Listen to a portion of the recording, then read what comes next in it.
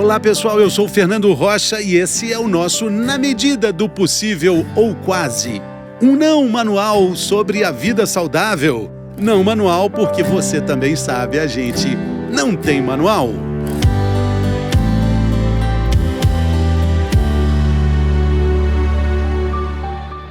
O futuro do trabalho é uma semana sem segunda-feira? Será? O título do episódio dessa semana é também uma grande provocação. Será que um dia, esse dia tão temido e tão emblemático como a segunda-feira, pode deixar de existir como dia útil?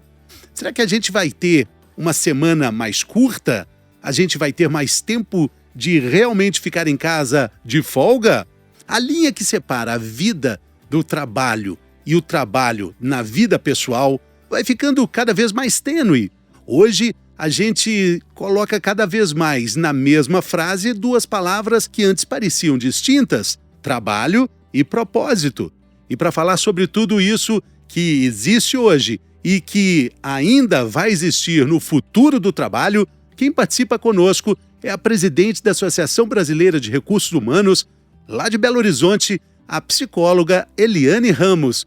Bem-vinda, Eliane, tudo bem? Tudo bem, Fernando? Muito obrigada pelo convite. Um prazer estar aqui. Alegria te receber aqui para falar sobre o futuro do trabalho, para falar sobre saúde mental.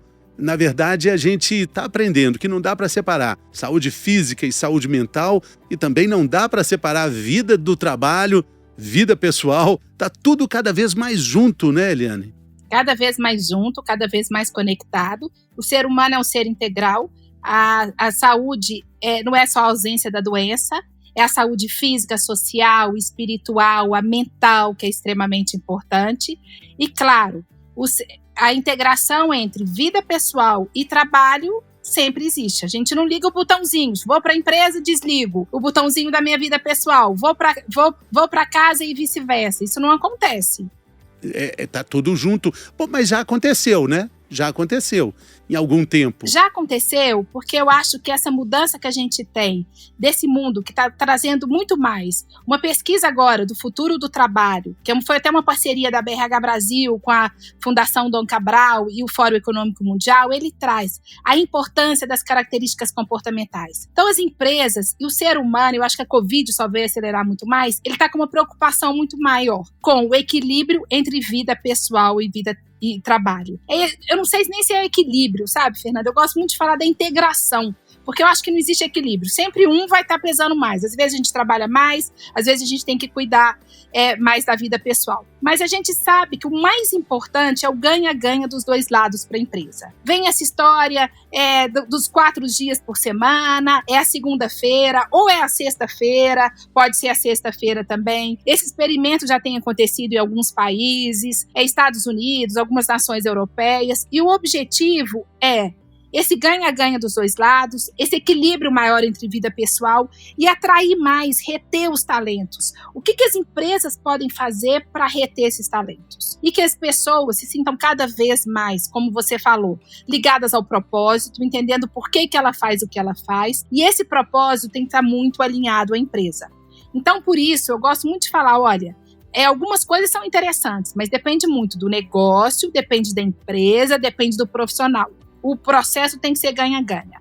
A gente não pode atacar todos os modismos, porque uma coisa que vai dar certo para uma empresa, talvez não dê certo para outra empresa. Mas claro que é um estudo que vai ser começado no Brasil e que tem alguns dados, porque os dados não mentem, tem alguns dados que a gente percebe que impacta na produtividade das pessoas, impacta na saúde mental, as pessoas se sentem mais felizes, se sentem mais realizadas, e é possível repensar essas relações de trabalho, viabilizando esses novos modelos, que proporcionem uma maior qualidade de vida e essa saúde integral, como você colocou tão bem. E quando a gente fala de saúde mental e de satisfação com o trabalho, né? Quando a gente entende que a gente passa a maior parte da nossa vida trabalhando, do que passeando, divertindo, brincando, o que também não tem nada de errado nisso. É legal a gente passar uma vida com produção, mas a gente, olhando para o número que existia aqui no início do ano, falando que quase 50% dos brasileiros estão insatisfeitos com o trabalho, faz pensar em saúde mental também, né, Eliane? Você imaginar que metade das pessoas que estão trabalhando não estão gostando do que estão fazendo. Claro, acho que tem tudo a ver. Acho que essa semana de 4 dias de trabalho, ela pode trazer grandes ganhos à saúde mental. E essa pesquisa aponta que alguns funcionários estão enfrentando muitos desafios com relação à saúde mental. As pesquisas nos mostram. A pandemia só veio acelerar isso muito mais. Então, se essa pessoa está enfrentando desafios, ela tem mais chances de sair dessa empresa e não estar engajada no trabalho. O que é importante a gente olhar, né, Fernando? Olha, a gente tem as pessoas, o absenteísmo tem aumentado bastante, é o impacto da saúde mental, mas e o presenteísmo? E essa demissão silenciosa, esse quiet quitting, que é o movimento que está acontecendo? As pessoas estão ali fisicamente, mas elas não estão conectadas, elas não estão engajadas. E o problema, esse desafio da saúde mental custa muito para as organizações, além do impacto na vida da família, na vida daquele indivíduo, na sociedade. Eu acho que cada vez mais eu falo, quando a gente tem um problema de saúde mental de algum dos colaboradores, a gente tem que olhar o todo. Quem são as pessoas que rodeiam? Quem que é esse líder? Tem que olhar para a família, tem que olhar para a empresa, tem que olhar para a sociedade. Porque é um problema que abrange isso tudo. Acaba afetando todas as pessoas e todos os stakeholders que estão envolvidos no processo. Sim. Outro dia vi uma análise muito interessante sobre a relação do gasto, do uso dos planos de saúde e a relação que as empresas têm desse gasto. Como é que ele é analisado? Quando o plano de saúde vai ficando muito caro, muitas empresas pensam em cortar essa despesa, sem analisar por que está caro, porque tem muita gente usando. Em que clínica médica esses funcionários estão indo? Por que existe um uso grande desse plano de saúde e ele está ficando caro por isso? Não seria melhor investigar a causa do que cortar ali o atendimento? Aí o que a empresa faz de forma errada é cortar esse plano de saúde e colocar um mais barato, que não vai resolver o problema só vai aumentar. E aí o atendimento vai ficar cada vez mais precário e o funcionário, por sua vez, cada vez mais doente e mal atendido. Claro, o problema da saúde é que tem que ser preventivo. A gente não vai ao médico, faz check-ups e tudo. A saúde mental é a mesma coisa. Então a gente tem que cuidar da saúde mental de uma forma preventiva. A empresa tem que começar a investigar. Esse funcionário começou a faltar? Esse funcionário não está produzindo aquele tanto que ele produzia? A gente está vendo ele um pouco mais apagado, ele está mais desligado, a gente está vendo que ele está mais cansado. Então, as mudanças de comportamento afetaram bastante esse mundo que a gente está vivendo. E a pandemia só veio acelerar isso muito mais. Antes da pandemia, se falava no mundo VUCA. Hoje, pós-pandemia, se fala nesse mundo no mundo bunny, que é viver nesse caos. O mundo bunny, ele descreve uma situação onde esse estado emocional e essas conexões, Fernando, elas estão muito mais casuais. É um mundo muito mais líquido. É um mundo onde às vezes a felicidade, a saúde está no Facebook, no Instagram do outro. É onde esse mundo a gente está vivendo nesse caos. Porque a volatilidade do mundo VUCA tornou-se essa fragilidade. As pessoas estão muito mais frágeis, o ambiente muito mais frágil.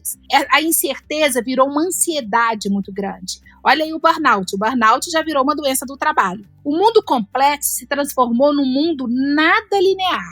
E essa ambiguidade que a gente vivia torna-se uma sociedade totalmente incompreensível. Porque algumas vezes a gente tem uma sensação, Fernando, que se alguém estiver entendendo o que está acontecendo é porque não está bem informado. Então, cada vez mais a gente precisa de pessoas equilibradas fisicamente, mentalmente, para serem capazes de continuar aprendendo, inovando, com flexibilidade, com resiliência, com eficiência, e cortar esse plano de saúde ou abaixar o plano de saúde por um mais barato, isso não vai adiantar nada, porque a gente não foi na causa do problema. Esse trabalho que eu falei do futuro do trabalho, esse relatório do Fórum Econômico Mundial, ele traz características, habilidades que são importantes para os profissionais, que são a habilidade de autogerenciamento, aquele aprendizado mais ativo, a resiliência, a tolerância ao estresse. O estresse está aí para todo mundo. Então, cada vez mais, essa importância da inteligência emocional, da flexibilidade, do autoconhecimento é importante para a gente conseguir viver nesse mundo que está cada vez mais caótico. Charles Darwin já falava, não é o mais forte que sobrevive, nem aquele mais inteligente, mas aquele melhor se adapta à mudança. E a mudança acontece, sempre existiu, mas cada vez numa velocidade muito mais rápida. E você falando tudo isso, me vem muito em mente a figura da neurodiversidade. A gente fala muito em diversidade de questões ligadas à sexualidade, à nossa aparência física, à nossa postura social, mas a neurodiversidade, abrangendo também até para uma questão da idade, da diversidade, dessa pluralidade geracional, ela é muito bem-vinda e talvez mais do que isso, é necessária para esse mundo, não, Eliane? Concordo plenamente. Quando a gente fala da diversidade, cada vez mais esse relatório traz também que as vagas que mais vão aparecer, o futuro do trabalho está muito ligado às cadeiras que estão ligadas mais ao ambiental, o ESG. E quando a gente fala de diversidade, Fernanda, eu não acho que é só o S do ESG.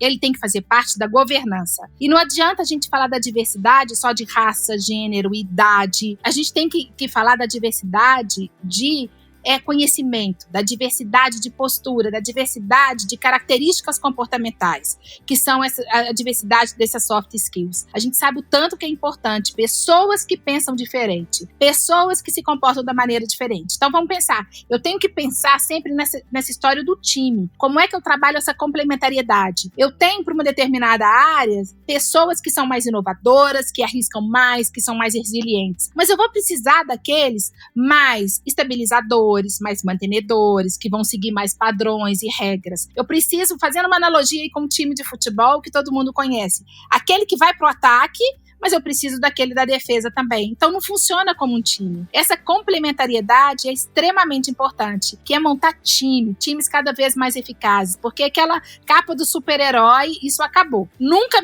a saúde mental foi tão necessária, ela nunca esteve tão frágil, mas nunca a gente precisou tanto de avaliar a complementariedade das pessoas. Eu concordo muito com isso que você fala.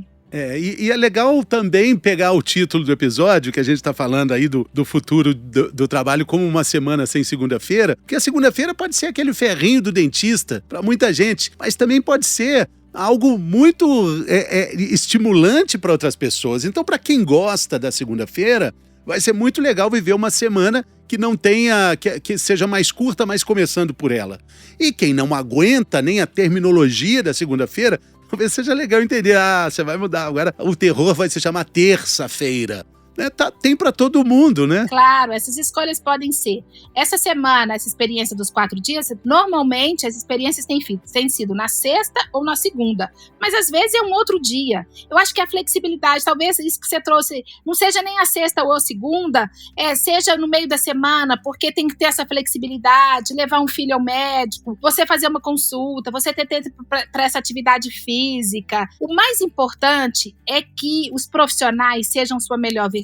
Que eles tenham essa segurança psicológica, esse ambiente de segurança psicológica. E isso começa na liderança. A liderança tem que trazer esse sentimento para as pessoas, onde elas possam dizer que das suas dificuldades, das suas vulnerabilidades, aquela história do no pain, no gain, tão tradicional que a gente tem no esporte, talvez não convença mais. Porque as pessoas precisam, Fernando, estar bem, elas precisam estar felizes, que é assim que elas vão performar. Porque essa performance, ela não vai se manter se a gente propagar a doença. E cuidar da doença tem que ser preventivo, como a gente já falou. E cada vez mais é buscar as características do autoconhecimento, uma eficiência quando realmente importa, essa resiliência, a flexibilidade para inovar, de mudar isso. É a segunda, é a sexta, ou que talvez seja uma terça ou quarta. Então, ter ambientes e uma liderança que facilita com que esse processo aconteça. E como é que os líderes, como é que as empresas podem fazer? Organizar a clareza dos papéis. Aceitar a diversidade, como você trouxe. A diversidade é fundamental. É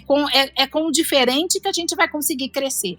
Capacitar os líderes para que eles sejam mais empáticos, que eles sejam mais conectados com as pessoas de forma afetiva. Se a gente está nesse mundo bunny, que está muito mais ligado ao lado emocional, os líderes precisam dessa conexão, desse relacionamento mais fluido. Um ambiente muito propício ao aprendizado constante, o lifelong learning. Vamos aprender? Deu certo a segunda-feira, deu certo a sexta? Ótimo. Não deu certo? Vamos mudar. Testar as coisas. As pessoas gostam dessa experiência. E esse ambiente seguro, esse ambiente com espaço para as pessoas falarem das suas vulnerabilidades, dos seus erros, das suas dificuldades. Fernando, as pessoas, elas têm coragem de dizer, olha, eu vou precisar de um horário porque eu tenho que ir ao médico, porque eu tô com um problema no intestino, eu tô com um problema de dor de cabeça, eu tô com uma alergia, alguma coisa. Mas as pessoas têm muita dificuldade de virar e falar assim, olha, eu vou ao médico porque eu não estou dormindo, eu não estou alimentando, eu estou chorando demais, eu estou sem força, eu só tenho energia. É difícil elas falarem sobre isso. É difícil. E vou até arriscar. Acho que para os homens é pior ainda. Para os homens mostrar essa vulnerabilidade acaba sendo mais difícil. Acaba sendo mais difícil. Por exemplo, para os homens, uma outra ideia para aumentar essa diversidade, que eu acho que é muito interessada, é esse aumento na hora que o casal tem um filho ou adota um filho, né, independente se é um homem ou mulher, da conjugação que é feita. O pai também... os dois têm esse mesmo tempo para esse cuidar, para aumentar esse lado do cuidado do homem. Eu acho isso super bacana. E para o homem é muito mais difícil, porque ele mostrar dessa vulnerabilidade, que ele tá ali para vestir a capa de super-herói, que nada... Não, ele não... Às vezes ele tem mais dificuldade de falar disso. Eu acho que a mulher, ela discute isso mais com as amigas, ela fala mais dessas dificuldades, ela é mais empática, ela tem esse cuidado, ela fala com uma amiga, com outra e vê, nossa, isso tá acontecendo. Talvez o homem, ele guarde isso mais pra ele. Mas, de repente, vem de uma forma que ele não dá conta mais. É aquelas coisas simples que as pessoas precisam cuidar, né, Fernando? É aquilo, o óbvio que precisa sempre ser falado. Qualidade do sono, alimentação adequada e atividade física com regularidade. O básico, né? A gente sempre fala aqui da luta contra esse fantasma da obesidade. A gente vai ter em 2030 números assustadores com relação a isso. Programas que a gente gravou anteriormente sobre esse alarme preocupante com relação à qualidade de vida e várias comorbidades para outras doenças. Mas, Eliane, falamos muito sobre diversidade e queria te fazer uma provocação com relação à diversidade na prática. Porque a gente liga a televisão, a gente vê nas empresas de comunicação, essa diversidade já existe com relação à raça diferente, posturas diferentes, sexualidades diferentes. A gente vê nos comerciais, nos filmes, nas séries, nas novelas, isso está ali, está múltiplo, está diferente. Mas quando a gente vê na prática e quando a gente fala sobre a questão da idade, a questão da geração 50 a mais, essa geração prateada, tão rica, tão produtiva e com tantas coisas para serem colocadas na mesa, existe pouco, né? A gente não vê velhinhos trabalhando na farmácia. Aliás, outro dia, porque justiça seja feita, eu fui na Drogaria Araújo, que é de Belo Horizonte, um senhor que deveria ter uns 70 anos me atendeu ali, falou, tá precisando de alguma coisa? Fiquei tão feliz que nem tava precisando, mas pedi alguma coisa ali para ele me comprei uma joelheira. Enfim, achei maravilhoso, mas é uma exceção. A gente precisa integrar essa geração, eu estou me colocando nela, porque eu acho que a gente precisa cobrar um espaço que dessa parcela que hoje cresce cada vez mais no Brasil. A gente tem mais avós do que netos no Brasil hoje já. Muito mais. Eu acho que chega dos ismos, é machismo, é sexismo, é isso tudo, e o etarismo.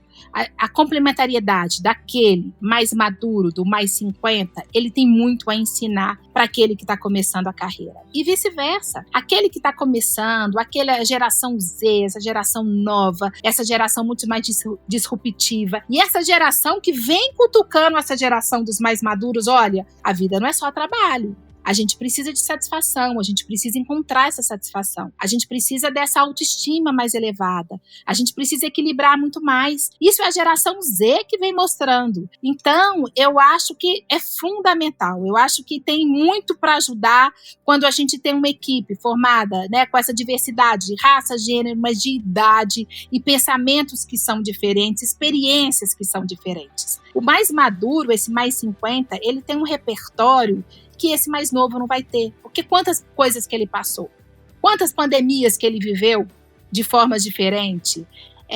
Então ele passou por várias situações, então eu acho que é extremamente importante. E quando a empresa está preparada para aceitar, para acolher, aquela história, né, Fernando, diversidade é a gente trazer as pessoas, mas inclusão é a gente trazer as pessoas para a festa. Inclusão é você convidar para dançar. Então a gente tem que convidar essas pessoas, a gente tem que estar junto, a gente tem que estar próximo. É extremamente importante. E quando a gente traz essa curva da felicidade para as mulheres, existe aquela autora, a Miriam Goldberg, que ela fala, né, que as mulheres, aos 40 e 50, elas se dizem mais infelizes, porque elas estão ali, naquele momento que ela está na criação dos filhos, que ela está no crescimento da carreira, elas estão mais insatisfeitas nessa busca. E depois que vem essa maturidade, rima muito com a felicidade, porque elas se encontram. E elas percebem, e o ser humano integral, mas eu estou falando das mulheres, elas percebem o seguinte, que quanta picuinha que eu fiz, quanta coisa que passou que poderia.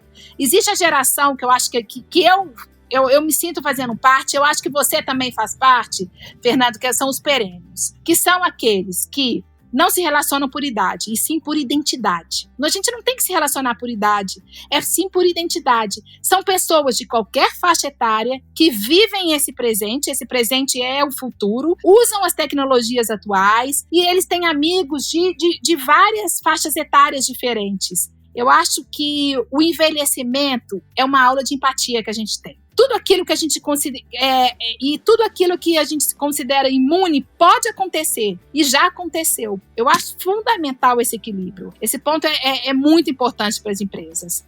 Muito bacana. Lembrando que o envelhecimento é para todo mundo, mas a maturidade não. A maturidade é um exercício, né, Eliane? Isso é muito bacana. Isso é muito bacana. Eliane, quero agradecer imensamente sua participação aqui conosco, sua generosidade. Eliane ela é da Associação Brasileira, presidente da Associação Brasileira de Recursos Humanos. Então nós conversamos com alguém que entende muito dos recursos humanos, do RH das empresas brasileiras. Então tivemos uma aula aqui com a Eliane e eu agradeço bastante. Vamos repetir esse encontro mais outras vezes, Eliane. Muito obrigado e sucesso na jornada. Muito obrigada, Fernanda. É um prazer fazer parte da BRH Brasil, né? Estou como presidente do conselho. E a gente tem que trabalhar cada vez mais, já que a gente tem o seu programa de saúde, você está sempre falando, aumentar a ocitocina. A ocitocina é o hormônio do amor, é o hormônio do afeto. E falar disso não é mimimi, é extremamente importante. Porque a confiança que a gente vai ter para manter essas equipes remotas mais engajadas, equipes remotas, equipes presenciais, trabalhando segunda ou trabalhando sexta. O importante é a gente aumentar essa confiança e a produtividade. Cada vez mais se eleva se a gente tiver esse ambiente. Isso aí. Encontre a sua ocitocina, ou na sexta ou na segunda-feira, né? Muito obrigado, Eliane. Valeu, pessoal, pela companhia. Até a próxima semana.